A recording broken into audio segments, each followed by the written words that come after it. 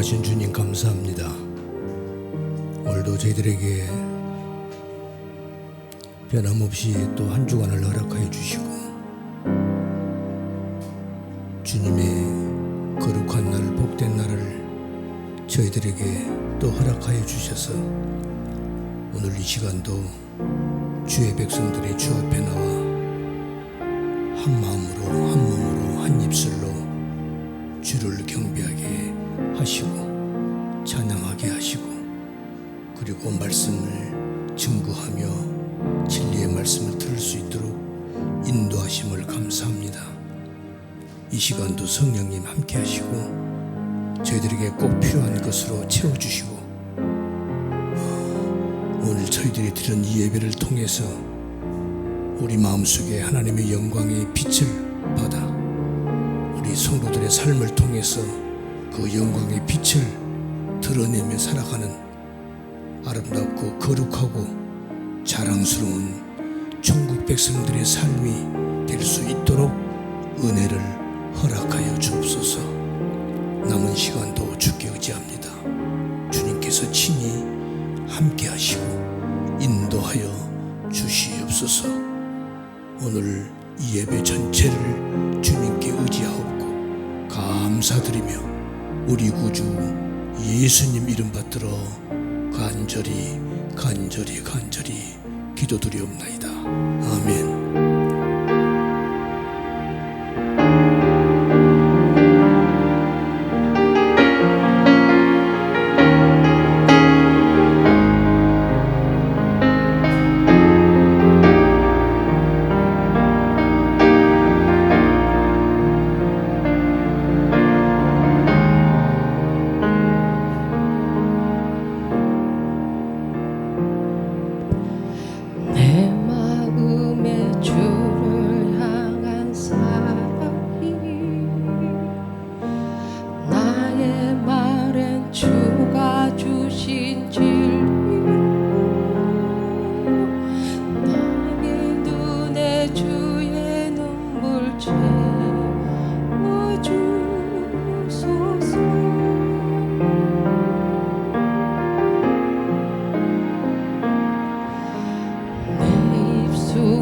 찬양의 향기 두 손에는 주를 닮은 섬기 나의 삶의 주의 흔적 남게 하소서.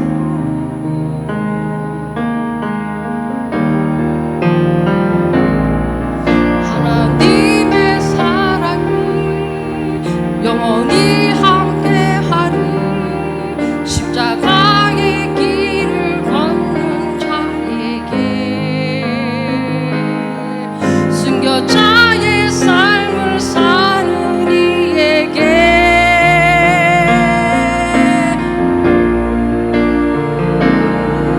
저런 밝은 소리가 세상 유혹 속에도 주의 순결한 신부가 되리라.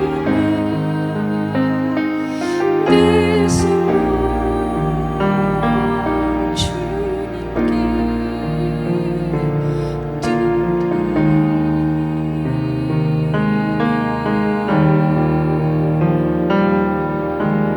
내 입술에 주를 향한 사랑 나의 말엔 주가 주신 진리 나의 눈에 주의 눈물 채워주소서.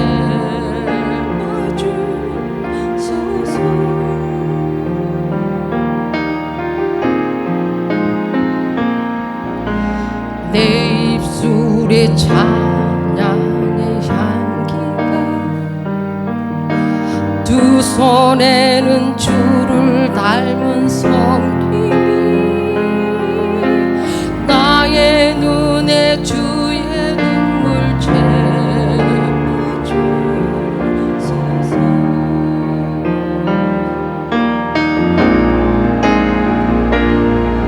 하나님의 사랑이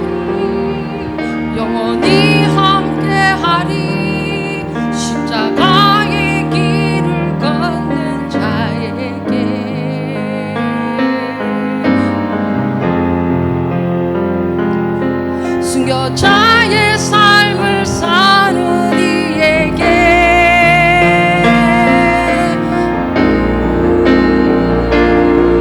조롱하는 소리와 세상 유혹 속에 주의 순결한 신부가 되리라.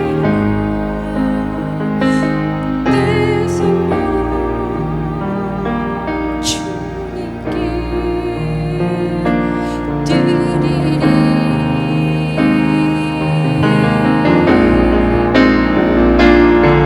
하나님의 사랑이 영원히 함께하리. 십자가의 길을 걷는 자에게 순교자의 삶을 사는 이에게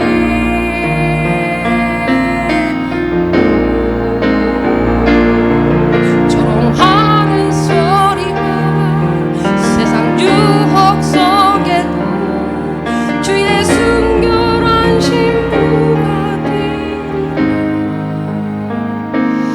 내 생명 주님께 드리리.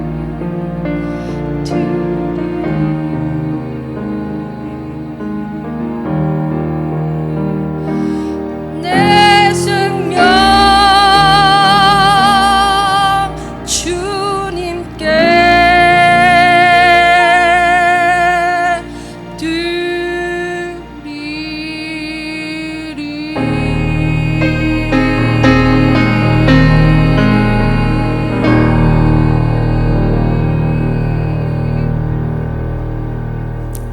아멘.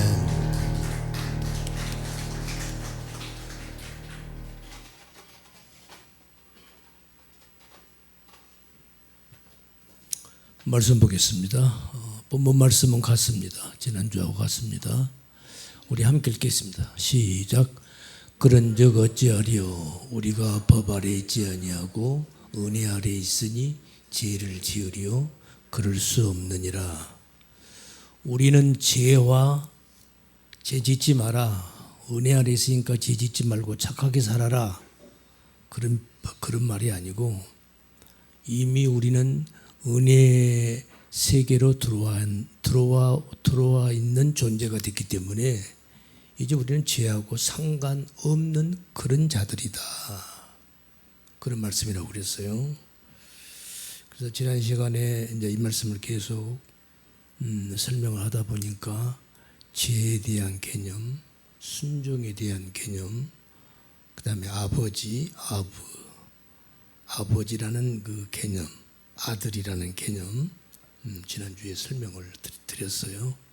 순종의 개념이 뭐였죠?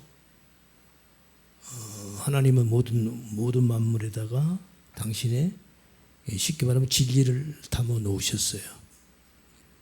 그릇이라고 하는 이걸 굳이 헬라어로 얘기를 하면 로고스라고 하는 그릇 안에다가 레마라고 하는 진리를 말씀을 담아서 주신 거예요. 우리가 이렇게 내가 이렇게 있잖아요. 내가 옷을 입고 있잖아요. 옷을. 그러니까 내 몸이 지금 옷으로 감싸고 있는 거죠. 또 다르게 말하면 이건 내 육체죠. 내 영혼이 있잖아요. 그러니까 내 육체가 내 영혼을 담고 있잖아요. 마치 그런 것과 같은 거예요. 그래서 이거 하나의 짝이죠. 옷하고 내 몸은 하나의 짝이에요. 보세요. 똑같이 움직이잖아요. 내가 움직이는 대로 옷이 똑같이 움직이는 거예요. 마찬가지죠. 내 육과 영도 마찬가지인 거예요. 그래서 반드시 진리와 비진리 항상 짝을 이루고 있다. 그래서 모든 우주 만물은 짝으로 되어 있다. 하나님께서 왜 진리를 설명하려고 밤과 낮, 빛과 어두움, 신랑과 신부 이런 모든 거 다 진리, 비진리 이거 전부 짝으로 되어 있다. 짝으로 되어 있다. 지난 시간에 말씀을 드렸어요. 짝 얘기를 조금만 더 하고 그리고 진도를 나가겠습니다. 이제 신랑의 짝은 신부죠. 빛의 짝은 어둠이죠. 지금 죄의 짝은 뭐예요? 악인가? 의예요. 악의 짝은 선이죠. 이렇게 이제 짝이 있는 거예요. 그러면 땅의 짝은 하늘. 맞죠? 맞아요. 이 땅의 짝은 하늘이 맞아요. 그럼 하늘이 어디 있어요? 우리가 보는 이제 블루 헤븐, 저게 하늘인가요? 그럼 우리가 비행기 타고 한번 올라가 볼까요? 하늘이 어딘가? 하늘이 없어요. 아시겠습니까? 그래서 제가 네이버에 검색을 해서 하늘에 대한 개념을 여러분들에게 설명 좀 하려고 하늘에 대한 것을 쭉 그렇게 봤어요. 예? 그 이제 내기권과 예기권으로 나누더라고요. 예? 우리 지구. 그래서 내기권과 예기권. 그래서 지상에서부터서 원래는 1000km까지를 내기권으로 잡더라고. 1000km 이상은 예기권이에요. 그런데 실제적으로는 지상에서 한 80km, 100km 정도면 이미 무중력 상태가 거의 된다고 그래요. 그래서 뭐 대륙권, 성층권, 무슨 열권 이렇게 막 구별을 하더라고. 그러면 지금 그러니까 우리 대기권 아래에서는 뭐요? 하늘이 파래요. 그런데 비행기 타고 더 높이 대기권을 더 높이 올라가면은 그 다음에 뭐요? 파랗지도 않아요. 뭐요? 까매요. 아무것도 없어요. 아무것도 없다고. 그냥 흑암이라고. 그러고 보니까 하늘천 따지 거무련 누르황. 천자문 제일 맨 첫번에 나온 거. 하늘천 따지 거무련 누르황. 하늘은 뭐요? 검고 땅은 누렇다. 그 말이잖아요. 하늘천 따지 거무련 누르황. 그러니까 하늘이 검다는 것을 우리 동양에서도 알은 것 같아요. 옛날부터. 하늘은 없어요. 인공위성 타고 올라가 보자고요. 응? 100km, 1000km 넘어서 무중력상태 들어가 봐요. 어디가 하늘이에요? 하늘은 없는 거예요. 없단 말이에요. 우리는 그냥 하늘이라고 얘기를 하는 거죠. 예? 예. 우리가 지금 우리 눈에 보는 파란 하늘은 이제 빛의 산란 현상에 의해서 이 대기권 아래에서 파랗게 보이는 거지. 요거를 넘어가면은 깜깜해요. 아무것도 없어요. 그럼 하늘이 있는 거예요? 없는 거예요?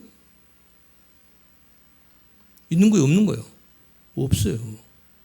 그런데 성경은 하나님은 모든 것을 짝으로 만들었다고 하는 거죠. 그러면 땅에 대한 하늘 나라는 있는 거예요. 그래서 반드시 있는 거예요. 이 눈으로는 볼 수 없어요. 이 눈으로는 볼 수 없는 진짜 하늘 나라가 있는 거예요. 그래서 하나님은 모든 우주 만물을 짝으로 지었다 라고 말씀을 하는 거예요.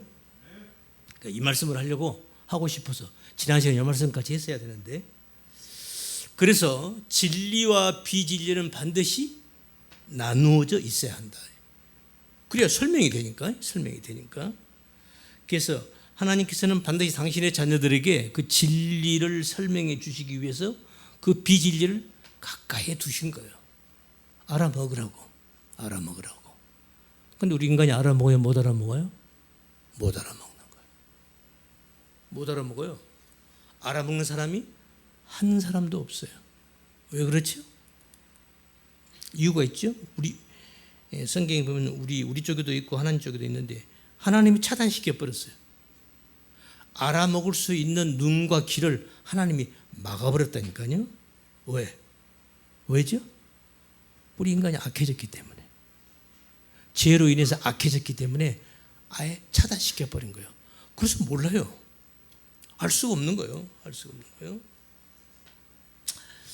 그래서 하나님은 그 진리를, 당신의 자녀들에게 진리를 가르쳐 주기 위해서 비진리를 가까이 두셨단 말이죠. 가까이 두신 거예요. 그냥 문제는 가까이 둔 그 비진리 안에 진리가 들어있잖아요. 쉽게 말하면 율법. 이거 나타난 거죠. 율법 속에 율법의 진의가 들어있잖아요. 그런데 겉으로 나타난 그것에 묶여버리면 뭐가 되는 거예요? 이건 죽는 거예요. 나타난 그 율법에 묶여버리면 그 사람은 죽는 거예요. 늘 말씀드리죠. 그래서 유태인들이 율법을 가장 잘 지킨다고 하는 유대인들이, 그것도 바리새인들이, 그것도 대제사장들, 이들이 하나님이신 율법의 본체이신 예수님을 잡아 죽이는 거예요. 그건 오늘날도 마찬가지예요. 똑같아요. 그렇게 되는 거예요. 그래서 어쨌든 그래서 하나님은 그렇게 비진리, 그 어떤 그 그릇에다가 진리를 담아서 모든 자연 만물을 창조하셨다. 그게 우리 역사적으로 보면, 그래서 하나님은 이제 성전, 지난날에 코스모스, 호코스모스, 코스모스는 우주죠. 거기다 정관사 더를 호를 붙여요. 이거 헬라어예요. 영어로 보면 더 코스모스죠. 호코스모스.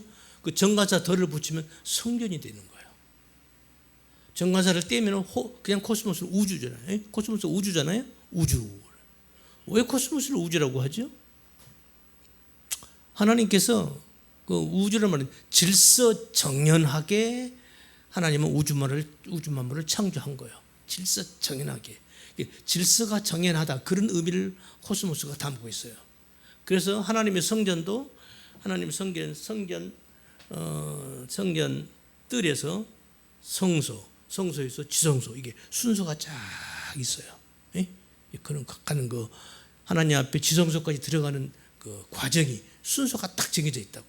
그렇게 질서 있게. 그래서 우주 만물을 이게 응축해서 축약하기 위해서 하나님께서 우주를 우리 인간에게 하늘나라가, 하늘이, 우주 전체가 이거다라고 보여주신 것이 성전이에요. 그래서 호코스모스, 정관사 덜을 붙이면 성전이 되는 것이고, 그냥 코스모스 하면 우주가 되는 거예요. 이 같은 거예요. 그렇게 하나님은 그 성전에다가 진리를 담아서 유대인들에게 주었어요. 우리 아담들에게 준 거죠. 줬더니 어때요?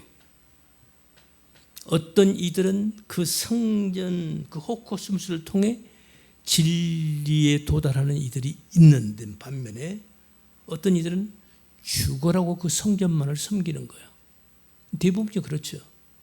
이렇게 돼버리는 거예요. 그 유대인들이잖아요. 율법에다가 진리를 담아줬더니 어떤 사람들은 그 율법을 통해서 진리를 깨닫게 되는데, 대부분의 사람들은 그 율법에 묶여서 평생 목구멍에서 단내가 나도록 애쓰고 노력하고 수고만 하다가 결국 어디로 가는 거예요? 지옥으로 가는 거예요. 여러분 잘 들으세요. 그래서 우리가 이 진리를 바로 한다는 게 이렇게 중요한 거예요.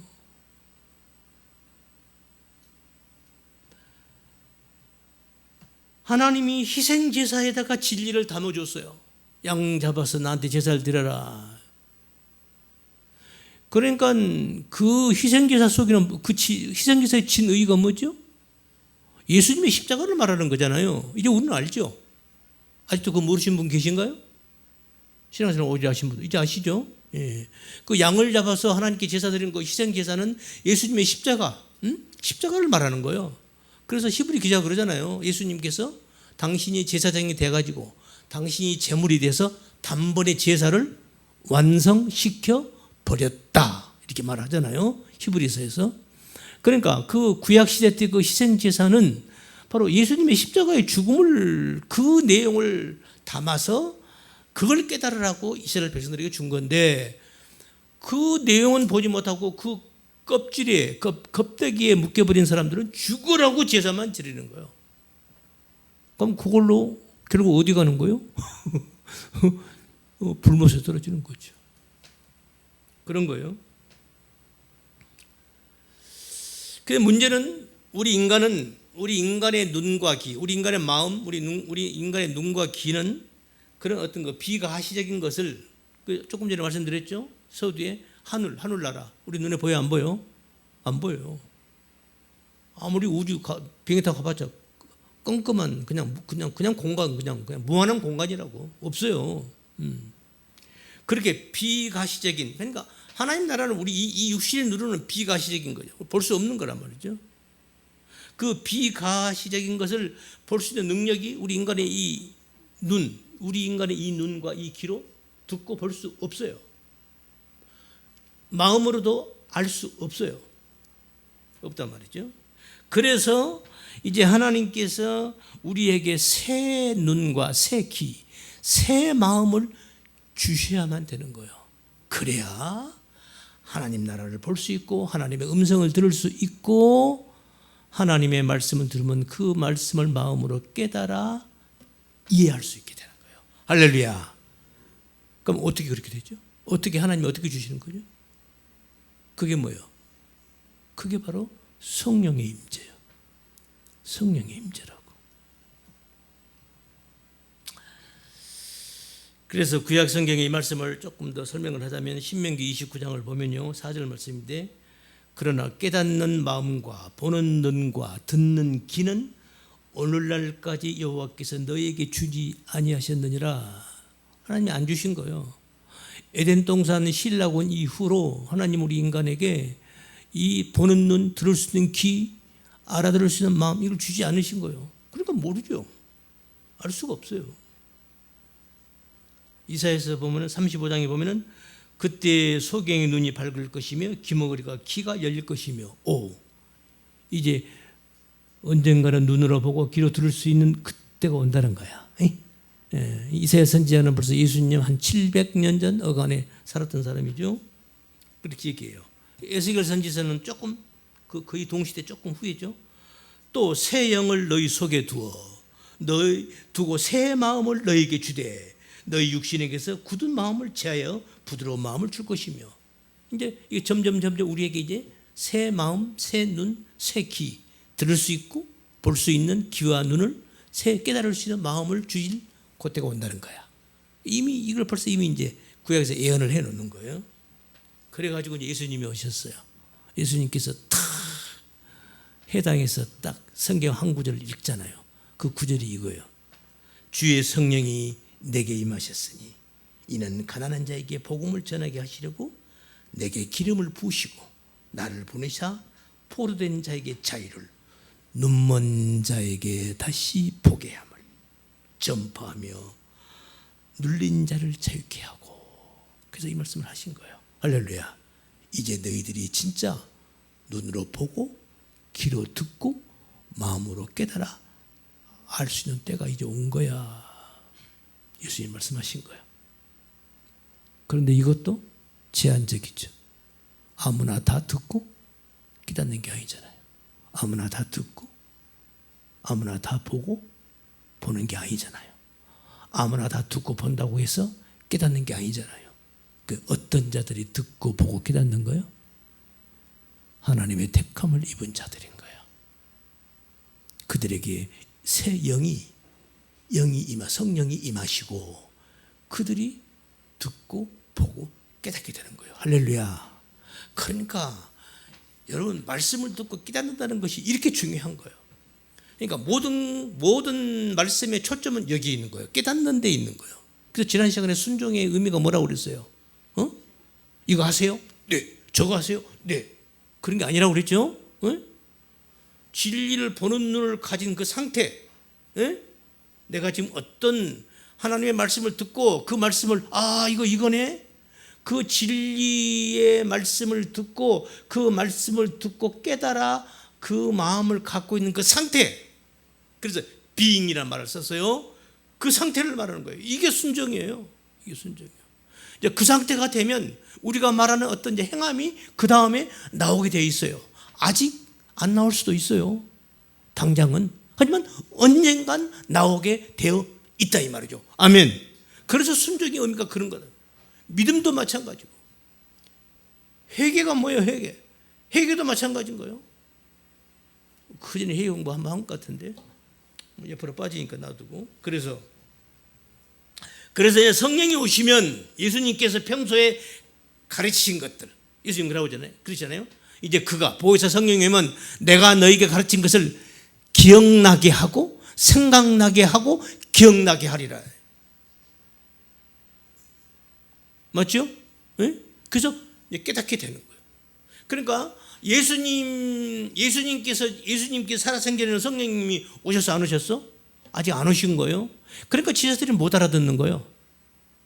12 제자들도 못 알아들어요. 그냥 믿는 거예요. 그냥 믿는 거지. 그냥 믿는다. 이렇게밖에 표현이 안 되네. 아직 모르는 거예요. 진리를 깨닫지 못했어요 아직. 왜? 성령이 오시지 않았기 때문에. 그래서 나중에 예수님이 십자가에 이제 돌아가시고 부활 승천하신 후에 한 10일 있다가 마가다락방에 성령 임하시고 나서 그때부터 이제 이게 그거네. 이게 그거네. 제자들이 그때 주님이 하신 말씀을 기억나고 이게 그거였구나. 이게 그거였구나. 하나씩 깨달아가는 거예요. 할렐루야. 이거예요.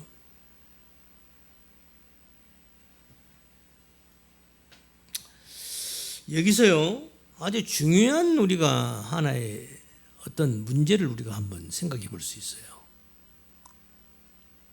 내가 이미 답을 얘기해 버렸네. 예수님께서 이러잖아요. 그가 오시면 그가 누구요? 보이사 성령 말하는 거예요. 그가 오시면 그가 내 것을 가지고 너희들에게 가르치겠다 그랬어요. 그렇죠? 기억나시요? 그가 오시면 그가 내 것을 가지고 너희들에게 가르칠 것이다. 보이사 성령이면 그러니까 뭐요? 지금 예수님께서 지금 아직 십자가 지기 전이니까 예수님이 지금 제자들에게 교훈하는 그 입에서 나오는 그 말씀들이 뭐요? 그게 진리잖아요. 진리로 가르치는 거예요. 그러면 이제 예수님이 십자가 돌아가시고 예수님 승천하시고 이제 성령님이 오셨어. 그 성령님께서 역시 12 제자들이 깨닫게 하는 것은 무엇으로 깨닫게 하시오? 무엇으로 깨닫게 하실까? 역시 진리죠. 그런데 그 진리 누구 거예요? 예수님 거잖아요. 예수님 말씀하셨잖아요. 그가 내 것을 가지고 너희들에게 말씀해 줄 것이라고 했으니까. 그러니까 결국은 그러면 예수님의 그 진리나 성령님께서 가진 진리 똑같은 진리인데, 그런데 예수님은 죽임을 당해. 그리고 성령님께서 진리를 주면은 그걸 듣고 사람들이 살아나. 이거 어떻게 되는 거예요? 그 이유가 뭐예요? 방금 얘기한 거. 바로 성령님이 오셔서 우리에게 새 마음을 주신 거예요. 듣는 귀와 보는 눈을 주시고 새 마음을 주신 거예요. 그래서 이거구나. 할렐루야 이거였어. 할렐루야 이거구나. 이렇게 깨닫게. 그래서 깨닫는 거예요. 그래서 살아나는 거예요. 여러분, 우리가 믿는다는 것이 뭔데요? 이런 믿는. 예수님께서 2000년에 십자가에 못 박혀 죽으셨대. 그게 나를 살리는 거예요? 그런 거예요? 예수님께서 2000년 전에 골고다 어디서 피 흘려 돌아가셨대. 그걸 우리가 믿기만 하면 우리가 산대. 그런 거예요? 그럼 우리가 사는 거예요? 네? 그런 거냐고요? 아니에요. 예수님이 2000년에 십자가에 죽으셨다는 그 의미가 뭔지를 알고 그것을 받아들이는 것이, 그것이 이해되었을 때 그게 믿는 거예요. 그게 십자가를 믿는 거고 예수를 믿는 거지.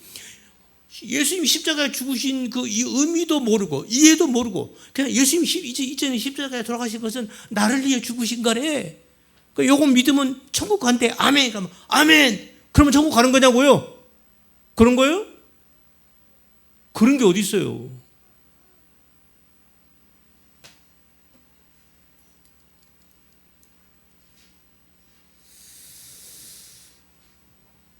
그래서 똑같은 진리로 가르치는 예수 그리스도는 사람들이 죽이는 거예요. 그런데 그 똑같은 진리로 성령께서 오셔서 우리에게 그 진리를 주시면, 부어주시면 그때 우리는 살아난다 이 말이죠. 왜? 새 마음, 새 눈, 새 귀를 주셨기 때문에. 아멘.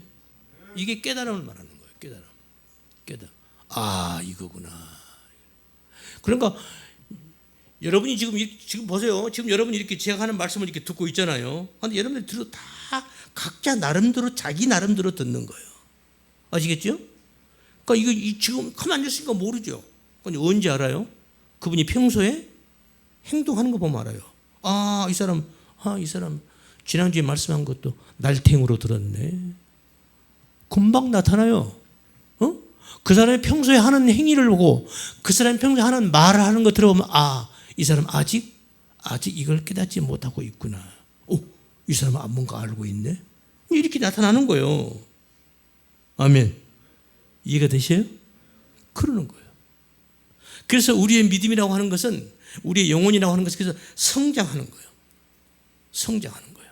말씀을 듣고, 그래서 이 말씀을 물로 표현하잖아요. 모든 자연 만물은 물이 없으면 죽는 거예요. 물만 주면 살아나잖아요. 사람이 밥만 먹으면 살아요, 못 살아요? 죽어요. 물을 안 먹고 밥만 먹으면 죽는다니까. 밥을 먹을 수 없는 거예요. 그러니까 물이 그래서 생명의 근원이란 말이죠. 그래서 말씀을 물로 표현하는 거예요. 그래서 우리가 말씀을 먹어야 우리가 사는 거예요. 그래서 이 말씀을 먹으면, 제대로 먹으면 설사하지 않고 소화불량 걸리지 않고 제대로 먹으면 그 사람의 영혼이 성장하는 거예요. 다르게 말하면 믿음이 성장한다 이 말이에요. 아멘. 그래서 우리 성도는 말씀 듣는 일에 최우선을 가져야 한다. 자녀를 교육할 때, 자녀를 양육할 때도 하나님의 말씀을 듣고 깨닫게 하는데 제1순위로 두어야 한다. 이 사람이 가장 현명한 엄마 아빠인 거예요.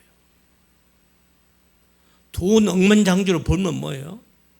내 새끼가, 내 자식이 교육 잘 시켜서 그냥 막 과외를 막 따따블로 과외를 시켜가지고 그냥 엄마가 그냥 도시락 싸가지고 그냥 막 다니면서 해가지고 인류대학 보내가지고 그래서 나중에 그냥 큰 회사 CEO가 됐어, 오너가 됐어 하고 돈을 엄청 벌어. 그러면 뭐 할 건데?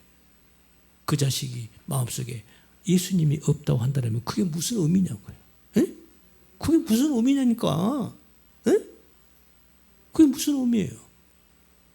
말짱 돌아먹인 거지. 에? 말짱 돌아먹인 거예요. 자, 오늘은요, 제가 성경 펴세요. 그래서 이제 오늘은 이 말씀을 조금 해야 되겠네. 마태복음 13장을 한번 펴보세요. 마태복음 13장 1절에서 3절까지 제가 읽을게요.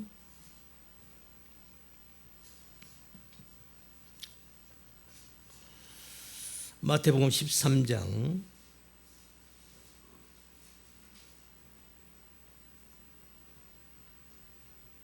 찾으셨으면 우리 함께 읽겠습니다. 3절까지 함께 읽겠습니다.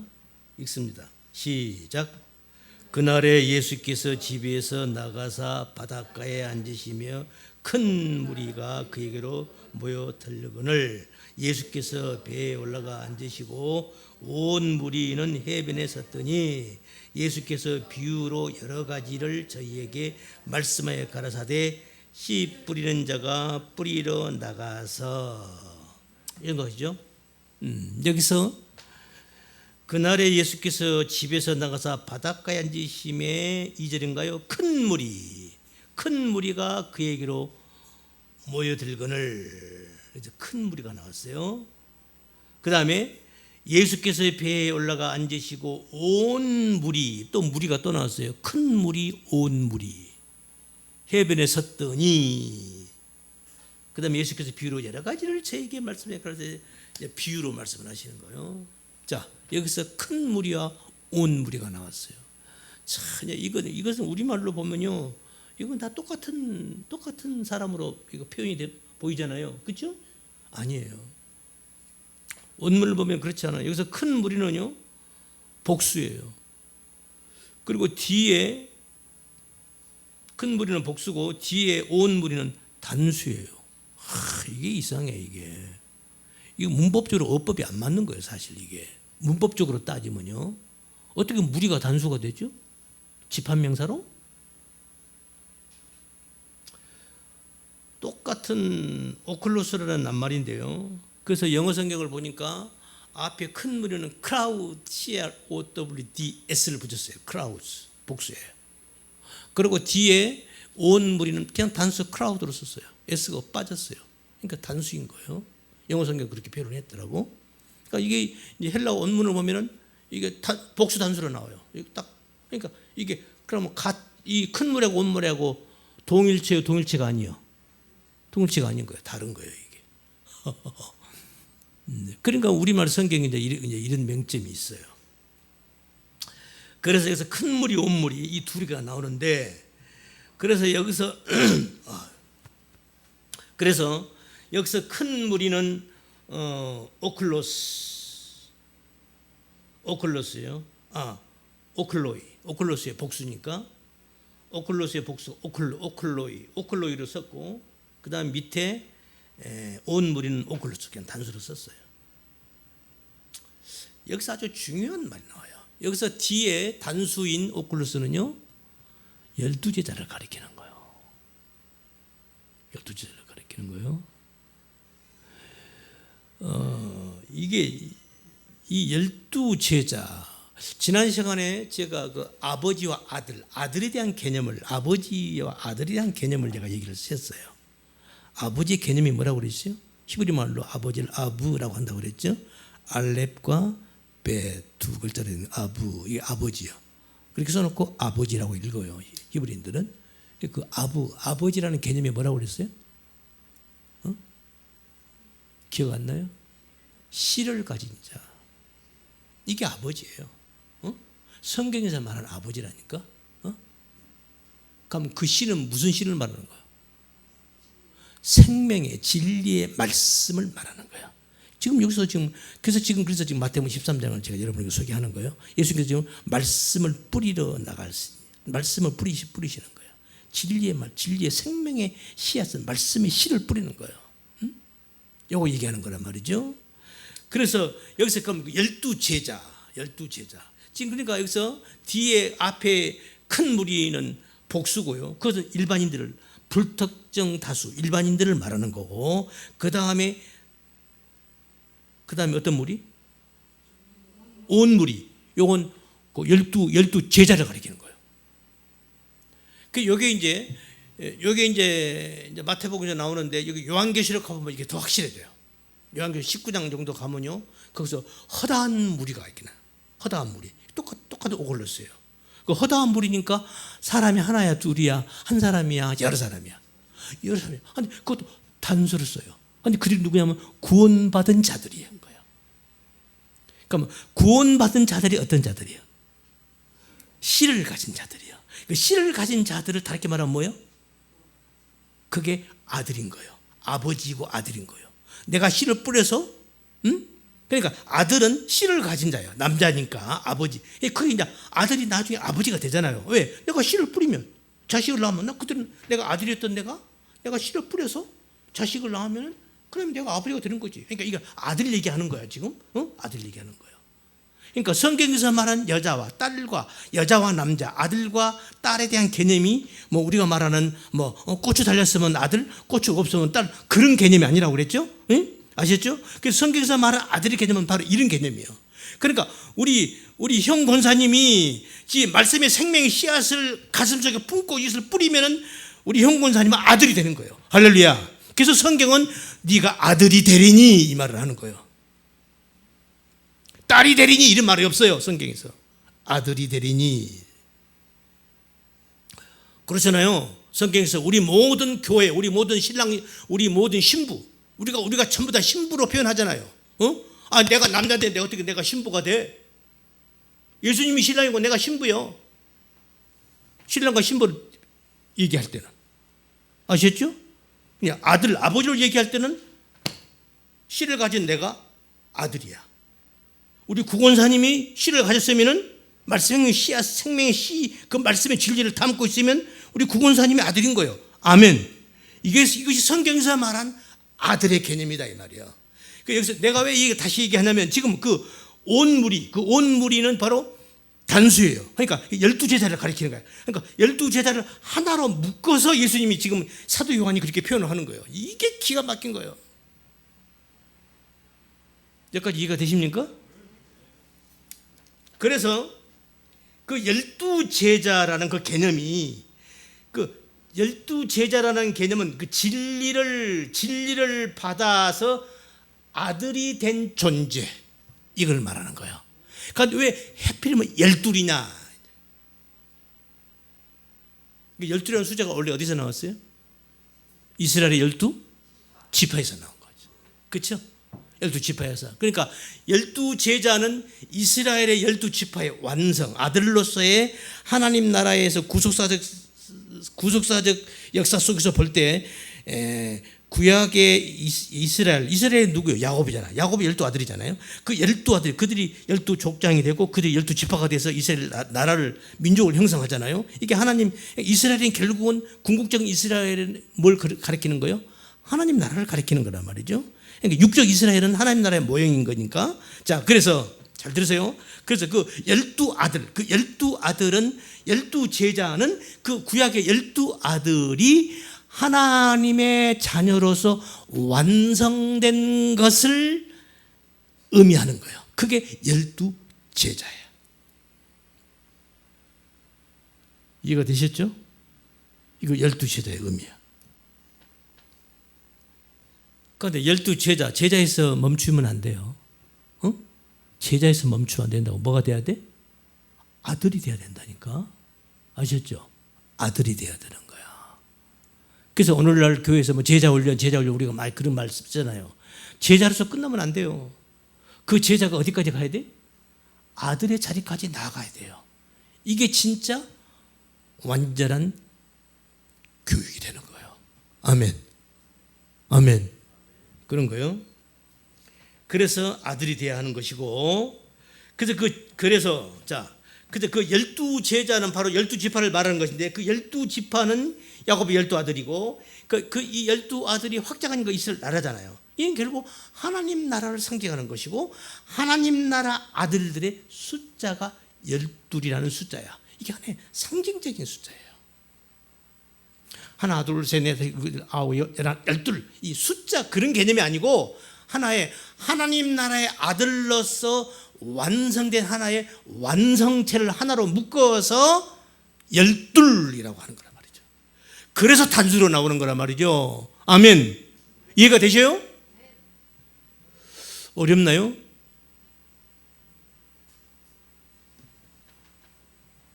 그래서 언젠가 이 12이라는 숫자에 대해서 여러 가지 의미를 제가 한번 예를 들었죠. 12이라는 숫자. 우리 삶 속에 12 숫자가 많잖아요. 1년은 12달. 하루는 24시간. 그것도 절반 나누면 12이잖아. 그렇죠? 그래서 신화에도 12신이 나오고, 우리 동양에도 12간지가 있죠. 그 12간지, 자, 주, 임, 묘, 진, 사, 오, 미, 신, 유, 술, 회 12이에요. 자시 하면은 자가 쥐를, 내가 쥐띠거든요. 축시, 추는 소를 말해요. 인시, 이는 범을 말해요. 내가 이러니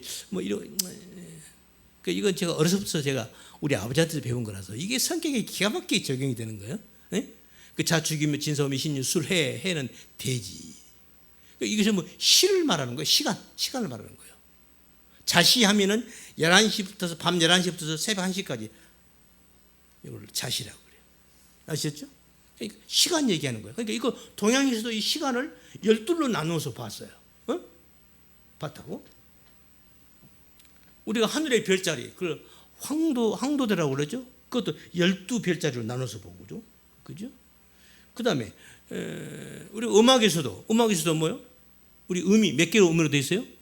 12음으로 되어 있잖아요. 이게 우연이 아니에요. 영국의 도랑형도 미터법이 아니었죠. 영국의 도랑형도 12진법을 쓰고 있어요. 1비트는 12인치 이렇게. 영국의 도랑형도 12진법을 쓰고 있어요. 12를 쓰고 있다. 언니가 제가 축구공 얘기를 했죠. 축구공 얘기를 했어요. 일반적 축구공은 정 20면체로 이게 돼 있는데, 이게 몇 년도에 이게 됐더라? 축구공이 12개의 정오각형과 20개의 정육각형으로 이것이 딱 우리가 지금 보고 있는 게 있죠. 까만색 이건 오각형이죠. 하얀 게 육각형인가? 하여튼 그래요. 둘 중에 하나는 그래. 그래서 정오각형, 12개의 정오각형과 20개의 정육각형으로 공이 완전하게 구형을 이루는 거예요. 이것을요, 이것이 이게 놀라운 게 말이에요. 제가 왜 얘기를 언니가 한번 얘기한 것 같은데, 왜 이게 중요하냐면은 이게 이제 화학 구조로 나노 세계로, 나노는 아주 극미의 세계잖아요. 나노 세계로 들어가니까 이 화학 기호가 나오는 거야. 탄소 60개가 모여서 하나의 이제 그 어떤 그 플로레인이라는 하나의 그 물질이 있는데 나노 물질이래요. 그런데 그게 12개의 오각형과 20개의 육각형으로 그 물질이 구성되어 있다는 거야. 그 극미 세계에서. 그런데 이것이 왜 중요하냐면 이 구조가, 화학적 구조가 가장 탁월한 안전성을 확보한대요. 어떤 물질로서 견고한 어떤 구조를 형성한다는 거야. 왜 그런지는 몰라요. 과학자들이 현미경으로, 전자현미경으로 파고 들어가 보니까 그렇게 되어 있는 거야. 왜 그런지는 몰라요. 저는 과학계절 바뀌는 거기까지야. 이렇게 되어 있네? 여기까지야. 저는 이제 거기서, 하나님께서 우주 만물을 이렇게 창조하시는구나. 왜 12인가? 거기서 그 12개는요, 절대로 12개는 변할 수가 없다는 거야. 12개의 오각형은. 변할 수가 없다는 거야. 육각형, 20개의 육각형과 12개의 오각형으로 되어 있는, 그걸 본따서 만든 게 축구공이에요. 그래서, 요것을 이제 화학자들이 거기서 힌트를 얻어가지고 건축물을 지어보니까 가장 견고한 건축물이 된다는 거야. 안에 기둥이 없는 돔 형식에. 이거 보면 무슨 형식? 지오데식이라고 그러던가? 이렇게. 이렇게. 둥그렇게 이렇게. 안에 기둥이 없어요. 기둥이 없는데 가장 견고한 건축물이 된다는 거야. 그러니까 하나님께서 왜 해필 12이냐, 12제자냐, 그 얘기를 얘기하려고 그러는 거예요. 이 12이라는 숫자가 가장 견고하고 가장 튼튼하고 가장 확실하고 가장 확고한 조직체라는 거야. 할렐루야. 그래서 12제자인 거예요. 아멘. 그래서 마지막에 하나님 나라, 요한계시록 맨 마지막 가보면 하나님 나라, 거룩한 성, 새 하늘, 걸어서 새 예루살렘 하늘에서 내려오는데 기초석이 몇 개? 12개. 문이 몇 개? 12문. 이게 12로 전부 되어 있단 말이에요. 이게 가장 견고하고 가장 든든한 건축물이고 오늘날 과학지대를 밝히는 거예요. 그것이 영적으로 봐도 마찬가지인 거예요. 12이라는 이 숫자가 의미가 그런 거예요. 그래서 거룩한 성 새 예루살렘이 그래서 그렇게 된 거고, 결국 그래서 이 12이라는 이 숫자는 그래서 결국 하나를 말하는 거야. 그래서 우리 성도를, 예수님을 머리로 해서 우리 성도는 뭐다? 예수님의 각 지체다. 그러니까 우리는 하나라는 거야. 이 아들로서 완성된 12이라는 제자, 12이라고 하는 그 아들, 12이라는 제자의 의미는 하나님의 자녀로서 완성된 하나의 상징적 숫자다. 아멘. 그래서 12인 거예요. 12인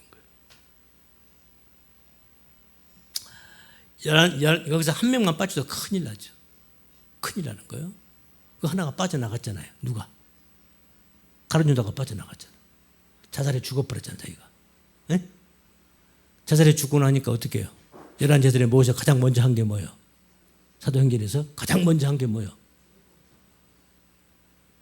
빠진 제자 하나를 채워 넣는 거예요. 넣는 일이죠. 그렇게 해서 들어온 사람이 누구예요? 마띠아예요.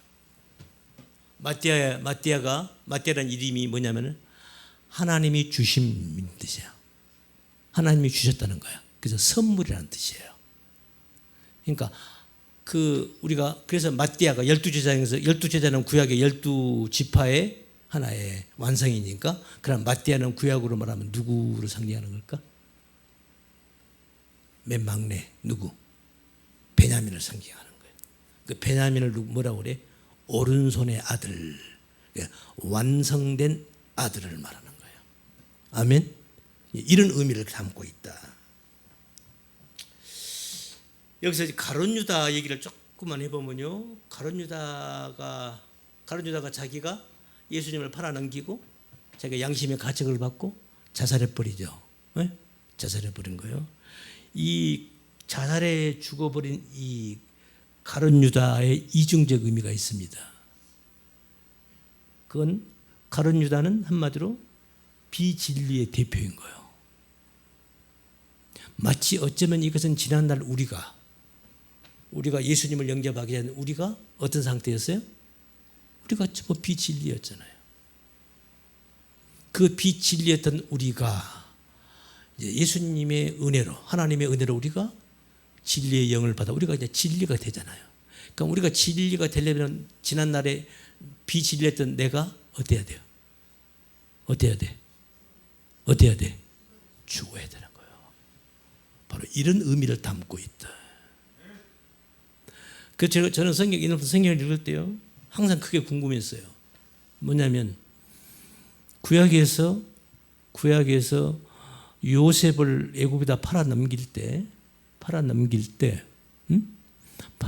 그 형들이 예수님을 그냥 요셉을 그냥 빈 우물 속에 그냥 죽여버리려고 그러잖아. 하고 그냥 죽이려고 했어요. 형들이 모여서 저쪽 요셉이 오니까 저놈 저 또 왔네, 저 꿈꾸는 놈 또 왔네, 야 저놈 잡아 죽여버리자, 죽이자고 한 거예요, 형들이. 그때 누가 반대해요? 제일 큰 형 루벤이 안 된다, 죽이면 안 된다 이래 해요. 그런데 이미 루벤은 형으로서 권위가 상실된 상태고, 왜? 큰 어떤 걸림돌에 이미 붙잡히기 때문에 동생들이 형으로서 인정을 하지 않아요.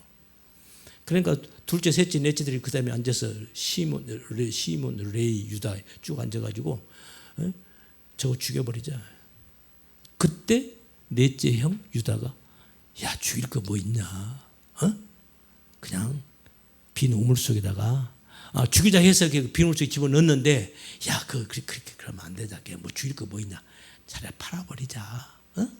그렇게 해서 요셉을 애굽으로 팔아요. 그 바람에 요셉이 살은 거예요. 아셨죠? 예? 그런 거예요. 그러니까 이게 유다란 말이에요. 그런데 지금 가룟 유다가 와서 지금 예수님을 또 팔잖아요. 근데 이름도 같아요. 요셉을 파는 것도 지난날에 언니 설명했죠? 구약의 요셉은 누구를 모형한다? 예수님을 모형하는 거예요. 그러니까 지금 똑같이 파는 거예요. 똑같이 파는 거예요. 그런데 하나는 유다는, 구약의 유다는 그야말로 아버지 야곱으로부터 진짜 축복을 다 받죠. 그래서 유다 지파에서 누가 와? 예수가 탄생하는 거예요. 그런 거고. 그런데 똑같은 이름을 가진 이 가룟 유다는 지금 이렇게 돼버리는 거예요. 그러니까 이게 하나의 유다가 가지고 있는 이중성. 이런 인물이 또 있죠. 구약에. 누구요? 사울왕. 비운의 왕이죠. 사울왕. 그런데 우리 신약에서 가장 위대한 우리 예수님의 제자 누구? 사도 바울. 그게 사울이잖아요. 이중성을 가지고 있어요. 이렇게. 그래서 하나님은 이렇게 우리들에게 지금 이렇게 양면성으로 우리들에게 교훈을 시키는 거예요. 결국 이 모든 것은 우리에게 교훈을 주기 위함이니까 그런 거예요. 그래서 가룟 유다는 우리가 내가 비진리로 살았을 때, 비진리였을 때 지난날에 그 죽어야 할 나의 그림자와 같은 존재. 그래서 가룟 유다는 죽는 거예요. 아셨죠? 그런데 문제는 진리자이든 비진리든 다 죽는 거예요. 다 죽어요. 가룟 유다는 자기가 자살해 죽고 예수님은 붙잡혀 죽고 다 죽는 거예요. 다 죽어요. 진리든 비리든 다 죽는다니까? 그런데 문제는 죽기는 죽는데 어떻게 죽느냐야. 진리는 죽음을 하나님이 죽이시는 거예요. 하나님이 죽이신다고. 비진리는 자기가 죽는 거야. 자살하는 거예요. 그게 가룟 유다잖아요. 가룟 유다가 자살한 이유가 뭐죠? 뭐예요? 가룟 유다가 왜 자살하는 거예요? 예수님을 팔아 넘기고 나서 이거 뭐야? 내가 정말 너무 잘못했네. 신이야 이러면 안 된 거였네. 갖고 은사미냥 다시 가져가서 나 없는 걸로 해. 나 이거 안 받아. 다시 돈을 집어 던지잖아요. 응? 그러고 나서도 마음이 괴로운 거야. 그러니까 그냥 목매달아 죽어버린 거예요. 이거거든요. 어때요? 가룟 유다 멋있어 안 멋있어요? 자기의 잘못을 자기의 목숨으로 대신하잖아요. 멋있어 안 멋있어? 멋있어 보이죠? 그게 죄예요. 그게 죄라니까요. 내 죄의 문제를 내가 어떻게 하겠다는 거야. 어? 내 죄의 집값을 누가 내가 해결하겠다는 거야. 그 말 속에는요, 하나님, 나 그런 인간 아니에요. 어? 내가 그런 사람 원래 아니라고요. 어?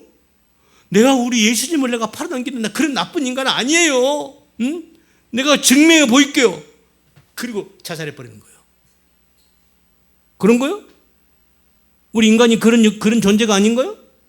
진짜 가룟 유다가 자기는 그런 존재가 아닌 거요? 가룟 유다가 뭘 모르는 거요? 우리 인간은 그렇게 죄를 지을 수밖에 없는 존재라는 것을 모르고 있는 거예요. 아멘? 그게 죄라니까요. 그러니까 이걸 모르는 거예요. 이걸 모르는 거예요. 그래서 진리를 안다고 하는 거. 진리를 안다고 하는 거. 응?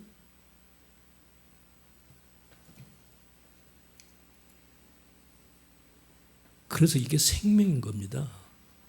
진리를 바로 아는 것이 이게 생명. 그래서 영생이라고 그러는 거예요. 영생이라고 그러는 거예요. 그래서 이제 이게 어떤 유명한 신학자가 이 말을 이렇게 했더라고요. 그래서 가룟 유다 대신에 마띠아가 들어왔는데, 마띠아가 성경에 보면 어떤 행동을 했다는 것이 있어요, 없어요? 있어요, 없어요? 전혀 없어요. 단 한마디도 없어요. 그럼 뭐요? 12제자에 들어와놓고? 그 어떤 신학자가 이렇게 해석을 하더라고요. 여러분, 이건 여러분 여러분 참고하세요. 내가 소개만 하는 거니까. 그러니까 마띠아가 어떻게 해서 12제자로 들어오죠? 어떻게 들어왔어요? 이제 예수님 승천하시고 나서 제자들 다 모였죠? 한 120명인가 모였잖아요? 그 모인 그 자리에서 12명에서 한 사람을 채워 넣는 거야. 이제 베드로가 이제 사이를 보면서 쫙 한 사람을 채워 넣어야 한다. 그런데 어떻게 해요? 지금까지 주님 오실 때부터 지금 승천하시기까지 지금까지 함께 했던 자 중에서 너희들이 추천을 해라. 두 사람을 추천하죠. 네? 두 사람 추천하니까 그 추천한 두 사람이 하나는 누구요? 마띠아고 한 사람 누구요? 요셉이라는 사람인가? 두 사람 추천이 되죠? 추천이 두 사람이 올라오니까 그 두 사람을 놓고 하나님께 기도하죠. 사도들이 기도해요. 기도하고 제비 뽑아서 마띠아가 뽑힌 거예요. 그렇게 해서 마띠아가 12제자의 그 가룟 유다의 빈자리를 채워 들어간 거예요. 그러니까 잘 보세요. 잘 들어요. 오늘날 교회에서 장로를 세우고 뭐 할 때 이거 투표한다. 이게 성경적이 비성경적이요?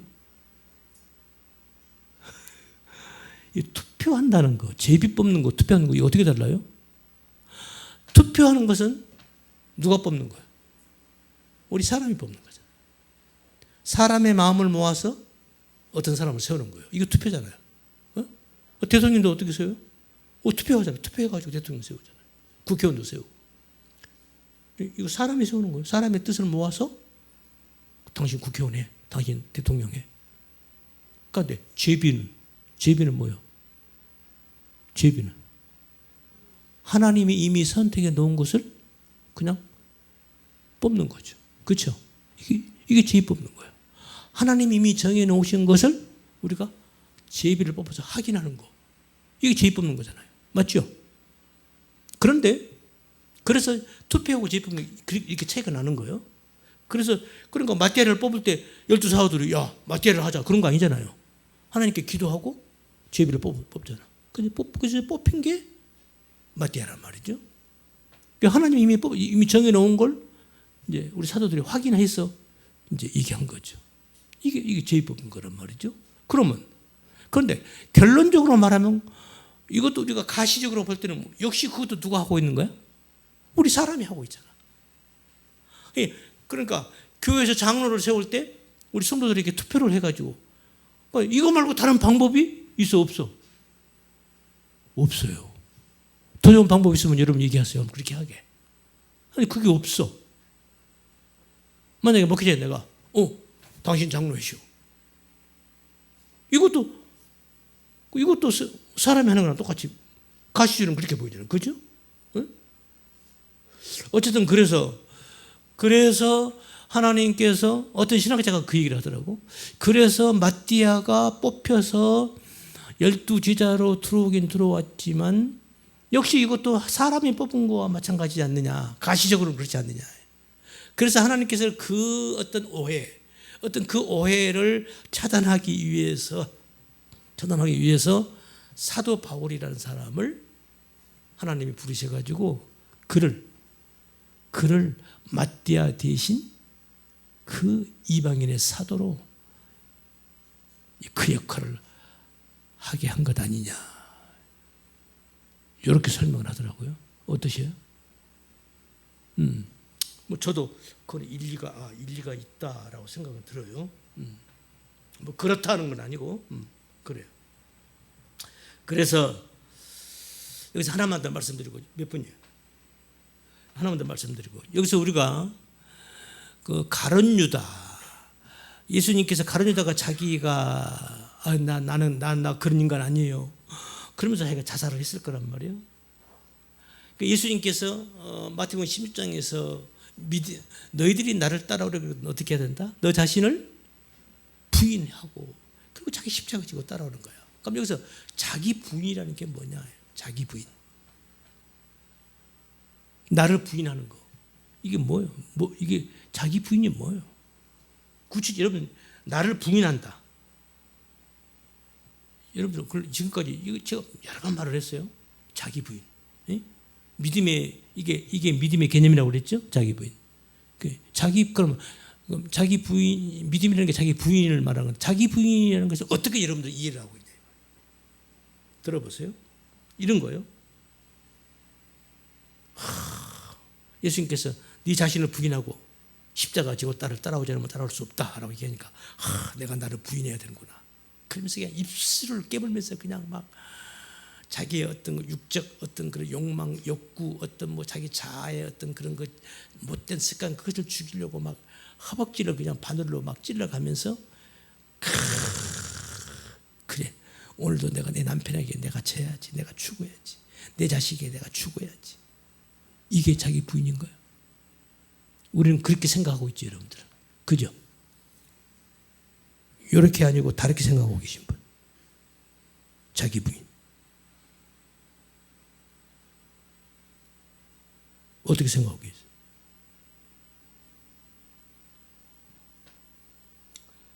그건 자기 부인이 아니에요. 그건 가룟 유다가 한 거예요. 가룟 유다가 한 게 그거고 자기 부인의 진정한 의미는 이런 거예요. 잘 들으세요.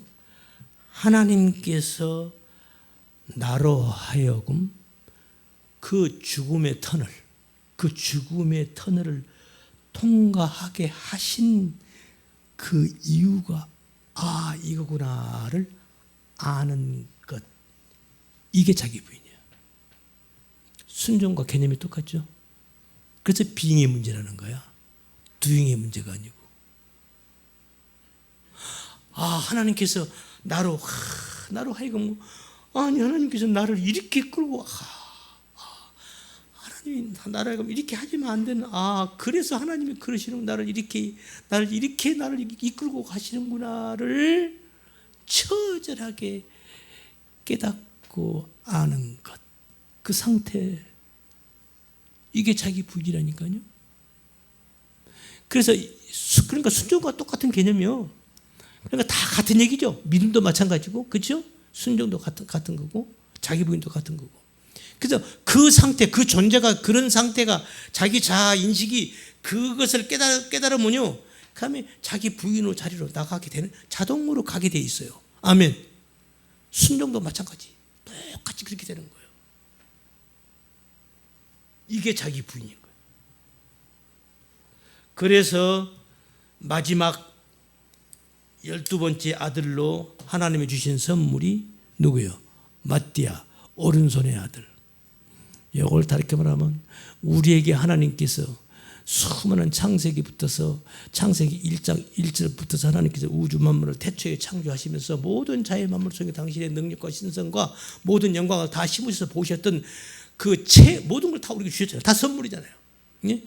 다 우리에게 주신 다 선물이잖아요. 이 모든 선물의 최고, 최후의 최고의 선물 누구예요? 예수님. 예수님이 하나님께서 우리에게 주신 최후의 최고의 선물입니다. 이후에 다른 선물 없어요. 그래서 여기서 이단이 나오는 거예요. 더 좋은 또 누가 나왔다. 뭔 소리야. 예수님이 최후의 마지막으로. 이후에 다른 인물이 없어요. 예수님이요. 그 다음에 최고. 예수님보다 더 위대한 인물이 있어요? 없어요? 없어요. 그래서 하나님께서 우리에게 주신 최후의 선물이 바로 그러니까 그 마태가 바로 그걸 우리를 상징하는 거예요. 바로 그 가룟 유다의 죽음 속에 이것이 포함되어 있다는 거야. 그래서 가룟 유다가 죽음으로 해서 바로 가룟 유다 같은 내가 죽고 그런 나에게 하나님의 최고의 선물이 나에게 와서 내가 마띠아가 된 거예요. 아멘. 그래서 우리가 작은 예수가 되는 거란 말입니다. 할렐루야. 이거 얘기하는 거예요. 아멘. 이해가 되셔요? 이거요. 이거. 오늘 여기까지 기도합니다. 거룩하신 주님 감사합니다. 오늘도 저희들에게 귀한 시간 주시고 부족한 종의 입술을 통해서 주의 말씀을 증거케 하신 것 감사합니다. 오늘 전한 이 말씀 아버지께서 허락하신 말씀인 줄 믿습니다. 만에 하나 잘못 증거한 거 있으면 우리 성도들 가슴속에 다 제하해 주시고 하나님께서 허락하신 말씀만을 기억나게 하고 생각나게 하셔서 그 말씀을 이루며 그 말씀을 따라 하나님의 거룩한 자녀로 살아가기에 조금 더 부족함이 없도록 크신 은혜를 베풀어 주옵소서. 우리 구주 예수님 이름 받들어 기도드리옵나이다. 아멘.